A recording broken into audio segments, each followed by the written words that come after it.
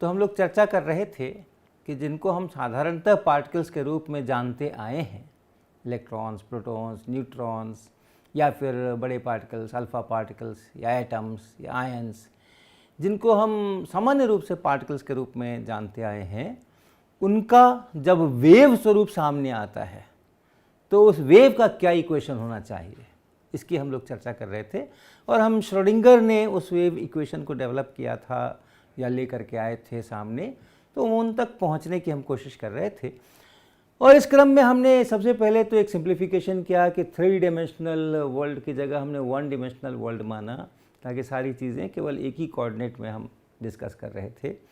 तो एक free particle की कल्पना हमने की, यानी कि जिस पर कोई फोर्स नहीं लग रहा, बाहर से किसी चीज़ से इंटरेक्शन नहीं है, कोई पोटेंशियल एनर्जी नहीं है, वो अगर पार्टिकल चल रहा है किसी खास मोमेंटम के साथ में, तो उसकी एनर्जी होगी जो काइनेटिक एनर्जी होगी, और वो काइनेटिक एनर्जी हमने ½ mv² कही, जिसको आप लीनियर मोमेंटम के टर्म्स में भी लिख सकते हैं, p²/2m लिख सकते हैं। और उसका वेव इक्वेशन हमने माना कि ऐसा है, a e पे पावर, ये एक्सपोनेंशियल वाला e है, i जो कि √(-1) है, kx - ωt।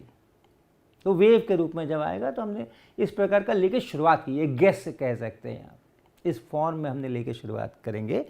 तो ये वेव फंक्शन है। अब ये प्रश्न बहुत बड़ा प्रश्न है कि ये है क्या चीज़, ये साई है कौन सी क्वांटिटी है।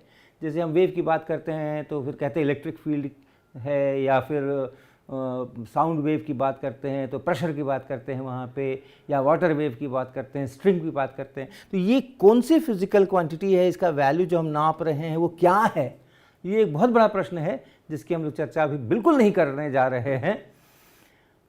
जो कुछ भी है, लेकिन अगर वेव है तो कुछ ना कुछ वेव टाइप होना चाहिए, इसलिए ये इक्वेशन लेकर के हम लोग आगे बढ़ रहे हैं। तो यहाँ से हम एक डिफरेंशियल इक्वेशन बनाने की कोशिश करेंगे ताकि ये जो स्पेसिफिक फॉर्म हमने एश्यूम किया है इससे हमें मुक्ति मिले, और जो उनके कुछ दूसरे प्रकार के भी अगर इक्वेशंस होंगे वेव के ये वाले, तो वो भी उस डिफरेंशियल इक्वेशन में से निकल करके आएगा। जैसे हम लोगों ने यहाँ देखा कि यहाँ पे एक आर्बिट्ररी कोई भी फंक्शन है x - vt का, वेव ऐसे लिखी जा सकती है, ट्रैवलिंग वेव, v जहाँ की फिक्स्ड है, कांस्टेंट है। तो वहाँ से हमने ये लेकर के हम चले और हमने डिफरेंशियल इक्वेशन जब बनाया है, ये डिफरेंशियल इक्वेशन बनाया, तो यहाँ ये सिर्फ इसके लिए सही नहीं है, ये कोई भी किसी भी प्रकार का फंक्शन हो, साइन हो, कोसाइन हो, कुछ भी हो, वो ऐसा ही होगा।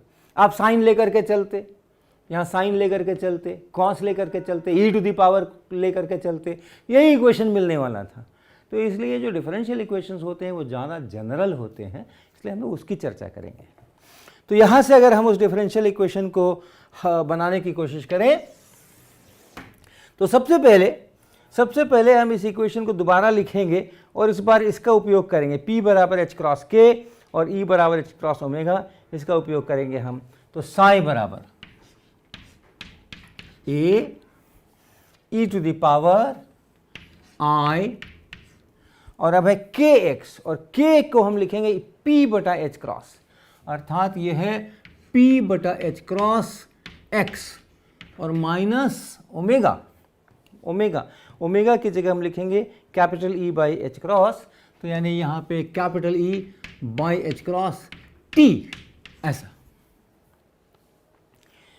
ये हमारे जिस समय वो पार्टिकल की तरह बिहेव कर रहा है उस समय के पैरामीटर्स हैं, लीनियर मोमेंटम और एनर्जी, और ये फॉर्म जो है जो वेव का फॉर्म है। तो यहाँ से हम लोग शुरुआत करेंगे, ये है a e⁻i/h× px - et। अब इसको डिफरेंशिएशन शुरू करते हैं, x की अपेक्षा पहले डिफरेंशिएट करें।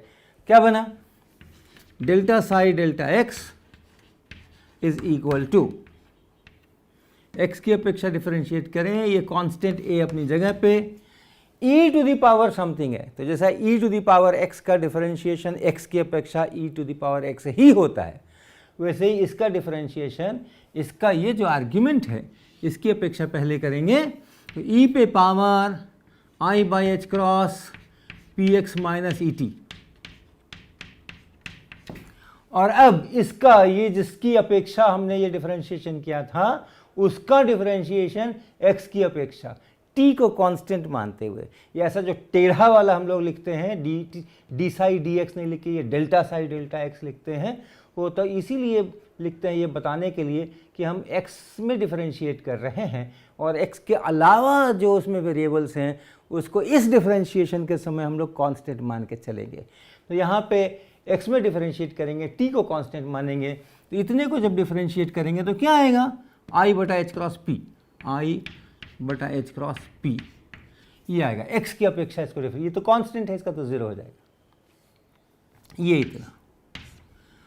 और ये जो है ए टू द पावर ई, ये क्या है, ये हमारा साई खुद ही है, तो ये भी ध्यान हम दे सकते हैं, चाहे तो हम इसको लिख सकते हैं ये i by h cross P, ये वाला लिखा, और इस पूरे की जगह हम साई लिख सकते हैं। यहाँ से ज़रा पी साई लिखने की कोशिश कीजिए, पी साई क्या लिख सकते हैं हम, देखो हम यहाँ पे लिखते हैं, बाद में इसकी चर्चा करेंगे। पी साई बराबर, पी साई बराबर, इसको आप इधर ले जाएं तो आई ये नीचे डिनोमिनेटर में और ये न्यूमरेटर में H cross by I, H cross by I यानी माइनस आई एच क्रॉस, ये, और delta psi delta x, delta psi delta x. हम इसकी चर्चा करेंगे, इसको हमने जस्ट रख लिया है यहाँ पे, और इस इक्वेशन से फिर से शुरू होते हैं। इस इक्वेशन से एक बार और डिफरेंशिएट कीजिए एक्स में, क्या मिलेगा, delta two psi delta X square.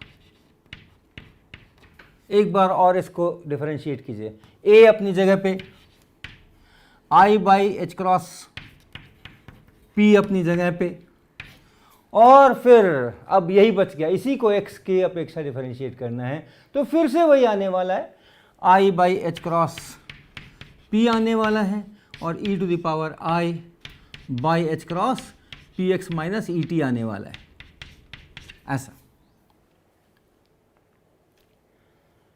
यहाँ से आगे बढ़िए, इसको पहले थोड़ा हल कर लें, बराबर ये a है, ये p का स्क्वायर है, ये बटा एच क्रॉस का स्क्वायर है, और i इंटू आई बराबर माइनस है, यहाँ पे एक माइनस हो गया, और फिर ये पूरा e पे power i by h cross, और फिर P x minus omega T, ऐसा है, P x minus e T, ऐसा है।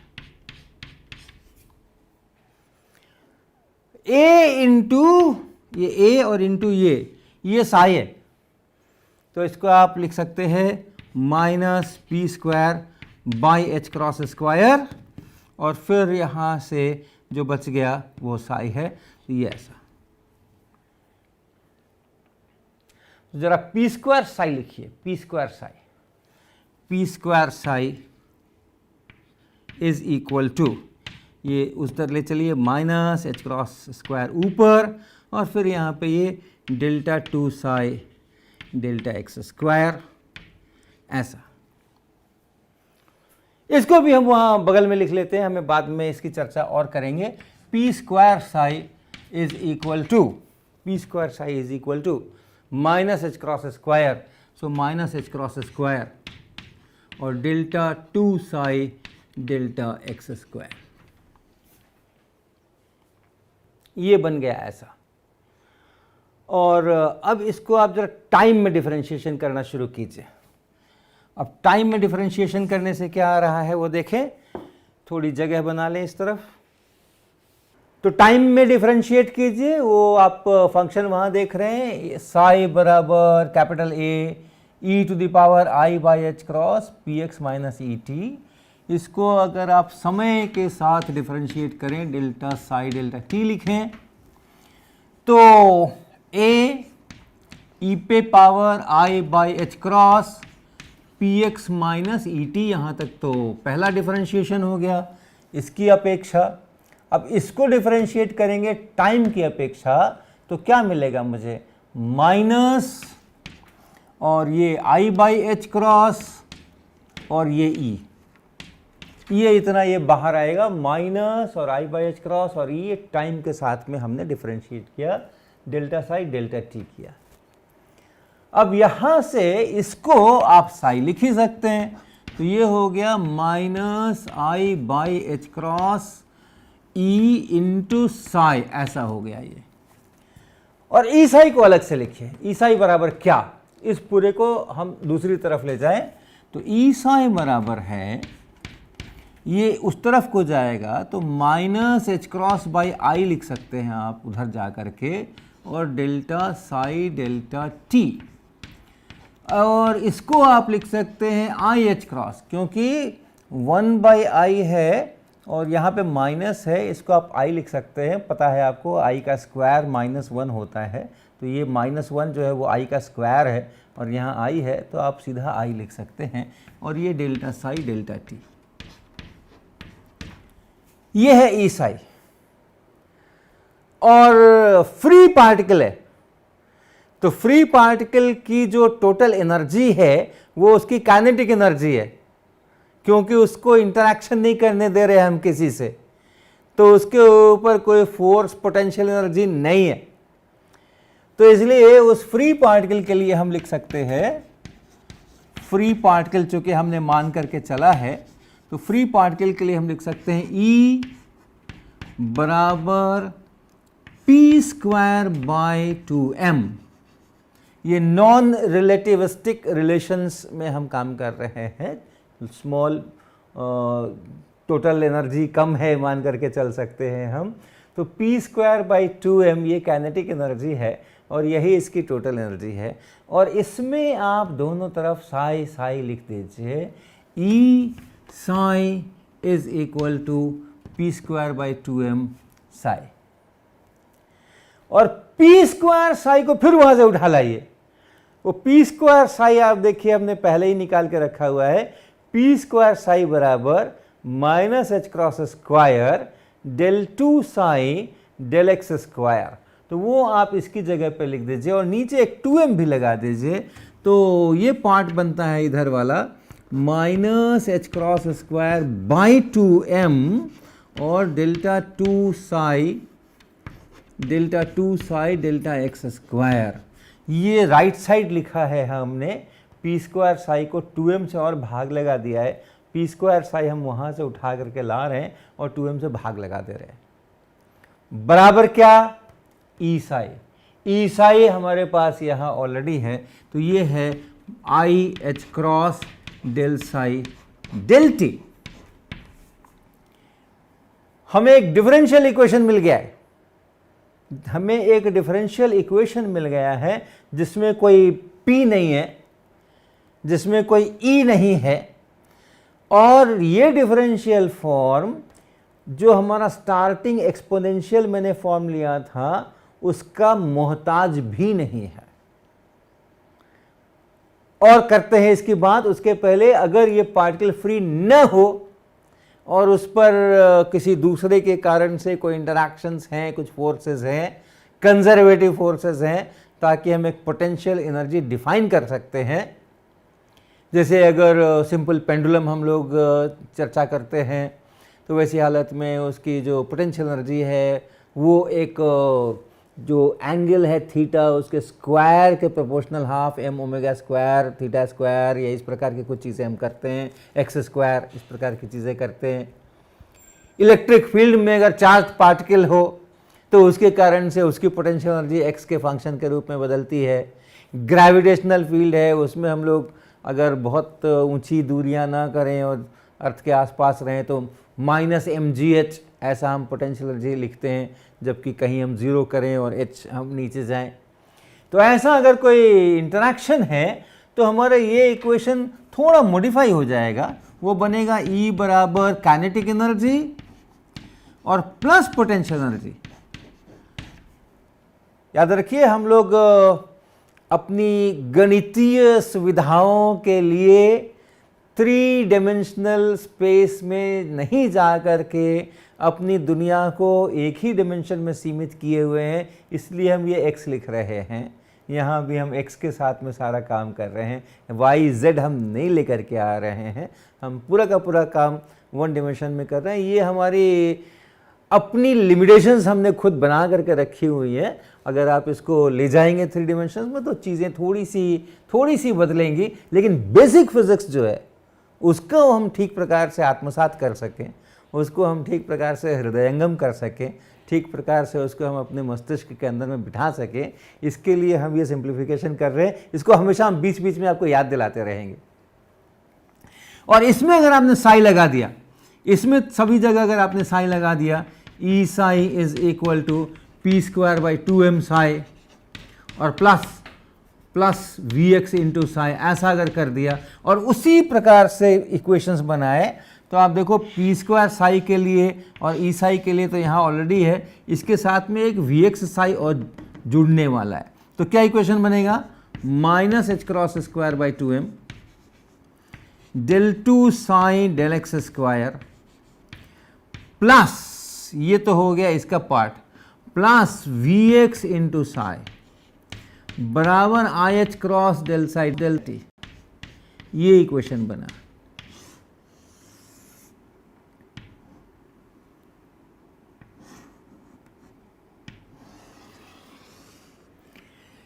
यही वो इक्वेशन है जिसकी हम तलाश कर रहे थे। ये सारी मशक्कत जो की गई है वो इसी इक्वेशन तक पहुंचने के लिए की गई है। इसी को कहते हैं हम Schrodinger equation, Schrödinger's wave equation. इसी को कहा जाता है श्रोडिंगर, SCHRO के ऊपर 2 बिंदु, ये जर्मन का शब्द है और ये अलग से अल्फ़ाबेट जर्मन में होता है इस प्रकार के बिंदुओं वाला। तो श्रोडिंगर वेव इक्वेशन क्या बताता है? ये बताता है, इसको अगर आप सॉल्व करेंगे, दिए हुए कंडीशंस जो आपके हैं, कोई खास पर्टिकुलर सिचुएशन आपको दी गई है किसी खास पार्टिकल के लिए, तो इसको जब सॉल्व करेंगे तो उस पार्टिकल का वेव फंक्शन समय के साथ कैसे बदलेगा वो यहाँ से निकल करके आएगा। डेल साई डेल टी है ये, इसको सॉल्व करेंगे तो psi as a function of t कैसे बदल रहा है, एक्स का और टी का फंक्शन है, तो एक खास समय पे अगर वो फंक्शन मुझे पता है तो आगे के समय पे वो फंक्शन कैसे बदल रहा है, बदलेगा, उसका पता हमें इस इक्वेशन से मिलता है। अब बड़ा सवाल अभी भी है कि हम निकाल क्या रहे, इससे हमें वो वेव फंक्शन निकलेगा समय के साथ। इस मैथमेटिकल इक्वेशन को जब हम सॉल्व करेंगे तो ठीक है, एक समय पे मुझे वेव फंक्शन कहीं से किसी प्रकार से पता है, तो समय बीतने के साथ उस वेव फंक्शन का क्या क्या बदलाव उसमें आने वाले हैं वो मैं यहाँ से निकाल लूँगा। लेकिन ये मैं क्या निकाल रहा हूँ, ये कौन सी क्वांटिटी निकाल रहा हूँ, वो सवाल अभी भी वैसा ही मौजूद है और हम उसकी चर्चा इस लेक्चर में तो करने वाले हैं ही नहीं। उसकी बहुत लंबी लंबी चर्चाएं होने वाली हैं आगे के लेक्चर्स में। लेकिन अभी मटेरियल है,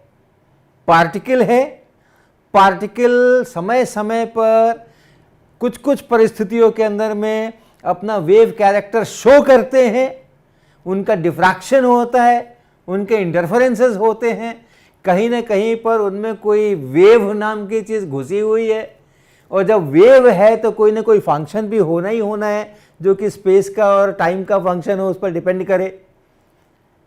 तो वो जो वेव फंक्शन होना ही होना है उसको लेकर के हम आगे बढ़ रहे हैं कि उसका टाइम इवोल्यूशन कैसे होगा, वो इस श्रोडिंगर इक्वेशन से हमें पता चलता है। तो इसके पहले कि वो वेव फंक्शन है क्या चीज़ और क्या चीज़ है वो तो हम आपको कभी नहीं बता पाएंगे।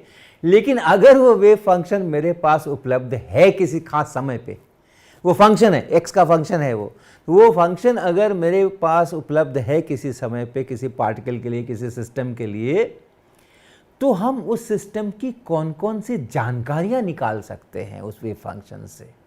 वो वेव फंक्शन पार्टिकल के मेजरेबल पैरामीटर्स के साथ में कैसे कनेक्टेड है, उस पार्टिकल का लीनियर मोमेंटम, उस पार्टिकल का पोजीशन, उस पार्टिकल की काइनेटिक एनर्जी, उस पार्टिकल की टोटल एनर्जी, जो कुछ भी है। जब हम 3 डिमेंशन में जाएंगे तो एंगुलर मोमेंटम की बातें भी होंगी, एंगुलर पोजीशंस की भी बातें होंगी, जो कुछ भी उस पार्टिकल के बारे में हम जान सकते हैं या हमें जानना संभव है, उनका जो मेजरेबल क्वांटिटीज़ हैं ऑब्जर्वेबल क्वांटिटीज हैं और इस वेव फंक्शन का बहुत गहरा रिश्ता है। और हम ढेर सारी बातचीत करने वाले हैं कि अगर हमें वेव फंक्शन पता हो तो हम क्या क्या जान सकते हैं पार्टिकल के उस परिस्थिति में, उस समय पे, उस क्षण पे, और क्या क्या नहीं जान सकते हैं। ये सारी बातें हम करेंगे, लेकिन उसके पहले हम एक और बहुत रोचक चीज़ें आपके साथ बात करना चाहते हैं। और उसके लिए आप देखो, आपने लास्ट कॉलम में, बोर्ड के लास्ट कॉलम में हमने 2 इक्वेशंस लिख दिए थे पहले। पी साई बराबर minus i H cross del psi del x, और पी स्क्वायर साई तो हमने इस्तेमाल अभी किया ही है। तो हम जरा उसकी फिर से दोबारा चर्चा करते हैं। तो उस इक्वेशन को देखिए जरा, p psi equal to minus i H cross del del x psi. थोड़ी देर के लिए बिना किसी जस्टिफिकेशन के आप ये दोनों तरफ के साई उड़ा दीजिए, तो क्या बना? बना P बराबर minus i H cross del del x. यहां से साई हटा दिया, यहां से भी दोनों तरफ से साई हटा दिया, भाग नहीं लगा दिया, काट नहीं दिया। ऐसा नहीं कि इस साई से ये साई कट गया, क्योंकि वो कट गया का तो मतलब होता है भाग लगाना। तो यहाँ तो भाग लगा सकते हैं, यहाँ तो मल्टीप्लिकेशन है, लेकिन यहाँ तो भाग नहीं लगा सकते हैं। अगर ये साई का मतलब मान लो साइन एक्स होता, तो फिर ऐसा तो नहीं है कि हम साइन एक्स से भाग लगा के और इसको बचा लेते, क्योंकि ये तो कॉस एक्स बनने वाला है। तो वैसा कुछ नहीं कर सकते हम, लेकिन फिर भी अगर हम साई साई हटा दें तो हमें ये इक्वेशन मिलता है। अब ये है लीनियर मोमेंटम, इसका कुछ वैल्यू होगा, किलोग्राम मीटर पर सेकेंड, जो कुछ भी उस यूनिट में उसका वैल्यू होगा।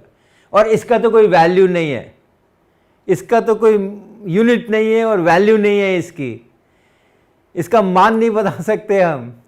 ये तो कोई सामने फंक्शन आए तब कुछ करे, तो इसको हम लोग कहते हैं ऑपरेटर।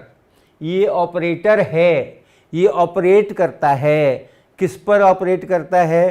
तो इसके आगे जो फंक्शन लगा होता है उस पर ऑपरेट करता है और एक नया फंक्शन देता है। साइन एक्स का कॉस एक्स बनाता है, एक्स स्क्वायर का 2x बनाता है। हाँ, ई टू दी पावर एक्स का ई टू दी पावर एक्स छोड़ देता है, वो भी है, लेकिन इसको एक फंक्शन पे ऑपरेट होकर के कोई और फंक्शन देना है, ये इसका काम है। ये है ऑपरेटर, और ये है एक physically measurable quantity, linear momentum of the particle at that instant. तो इसलिए ये बराबरी का चिन्ह लगाना तो थोड़ा अच्छा नहीं है, तो हम एक यहाँ तो बराबरी का चिन्ह हटा देते हैं और एक दूसरा चिन्ह इसके लिए बना लेते हैं, कैपिटल P, और अब बराबरी का चिन्ह लगा देते हैं हम, minus i H cross del del x. और ये भी अब एक ऑपरेटर है, ये लीनियर मोमेंटम का ऑपरेटर है, ऑपरेटर करस्पॉन्डिंग टू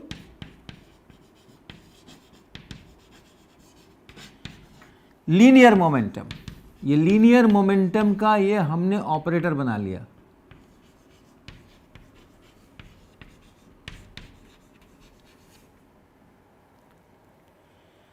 यानी क्वांटम मैकेनिक्स में जो हमारी ऑब्जर्वेबल क्वांटिटीज हैं, उन क्वांटिटीज के करस्पॉन्डिंग एक एक ऑपरेटर भी है। लीनियर मोमेंटम है तो उसके करस्पॉन्डिंग एक ऑपरेटर है, ये minus i H cross del del x, और उसके लिए हम ये कैपिटल P संकेत इस्तेमाल कर रहे हैं। इसी प्रकार से काइनेटिक एनर्जी देखिए, जो P स्क्वायर साई है वहां लिखा हुआ, P स्क्वायर साई ये बराबर है minus H cross square del 2 psi del x square, और 2m से भाग लगा दीजिए और दोनों तरफ से उड़ा दीजिए साई को, और P स्क्वायर बाई 2m की जगह काइनेटिक एनर्जी लिख लीजिए। यह है kinetic energy.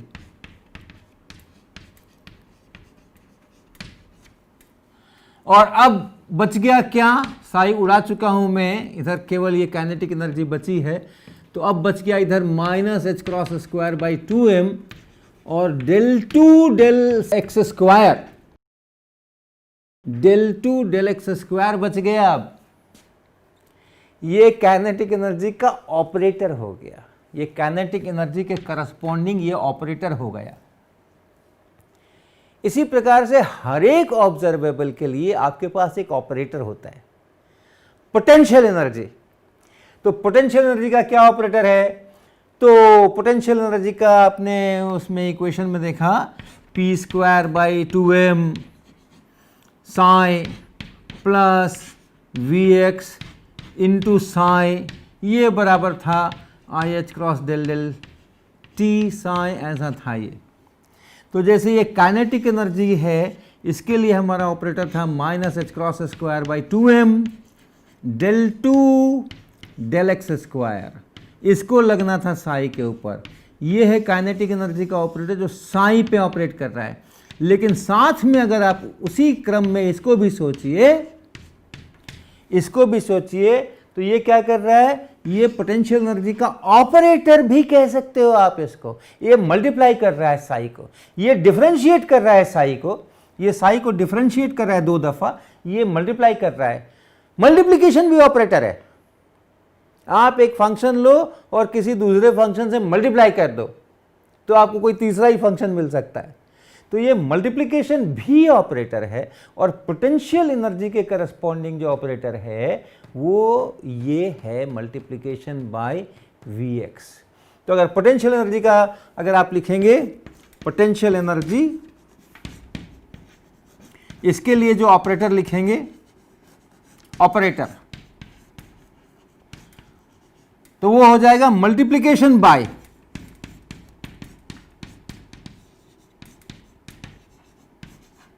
We x. Classical mechanics में वी एक्स का जो भी एक्सप्रेशन होता है, हाफ के एक्स स्क्वायर, जो भी एक्सप्रेशन है उससे सीधा गुणा कर देना है। ये जो ऑपरेशन है, ये ऑपरेशन पोटेंशियल एनर्जी के लिए करस्पॉन्डिंग ऑपरेटर है। पोजीशन के लिए भी ऑपरेटर है और वो भी मल्टीप्लिकेशन टाइप का ही है। उसका जो ऑपरेटर है वो है मल्टीप्लिकेशन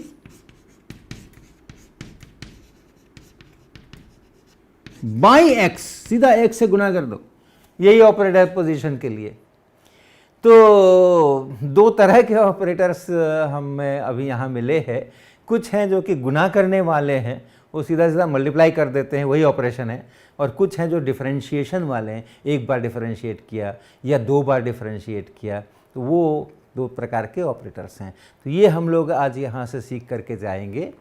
एक तो कि हमने एक इक्वेशन बनाया जिसको हम श्रोडिंगर्स वेव इक्वेशन कहते हैं, डिफरेंशियल इक्वेशन है। एक तरफ डेल साई डेल टी है, दूसरी तरफ सेकेंड डिफरेंशिएशन है और पोटेंशियल एनर्जी है, तो उसका भी एक अलग टर्म है। और ये डिफरेंशियल इक्वेशन उस पार्टिकल के वेव फंक्शन का टाइम इवोल्यूशन बताता है। हमने उसको प्राप्त करने के लिए ज़रूर एक खास एक्सपोनेंशियल और ये सब किया था, लेकिन डिफरेंशियल इक्वेशन हो गया। अब वो ज़रूरी नहीं है कि वो e⁻ माइनस आई वाई एच क्रॉस और वो सब हो और पी एक्स और ई टी हो, किसी भी प्रकार का वेव फंक्शन होगा इसी डिफरेंशियल इक्वेशन से वो गाइडेड होगा। और दूसरी चीज़ ऑपरेटर्स के बारे में जो अभी हम लोगों ने इतनी सारी बातें की, अब आगे के लेक्चर्स में हम ये श्रोडिंगर इक्वेशन वगैरह को पीछे छोड़ेंगे और वेव फंक्शन और मेजरेबल क्वांटिटीज़ और ऑपरेटर्स, इनका आपस में जो रिश्ता है बहुत प्यारा रिश्ता है, बहुत रोचक रिश्ता है, बहुत मज़ा आएगा। उसकी चर्चाएं हम आगे आने वाले लेक्चर्स में करेंगे।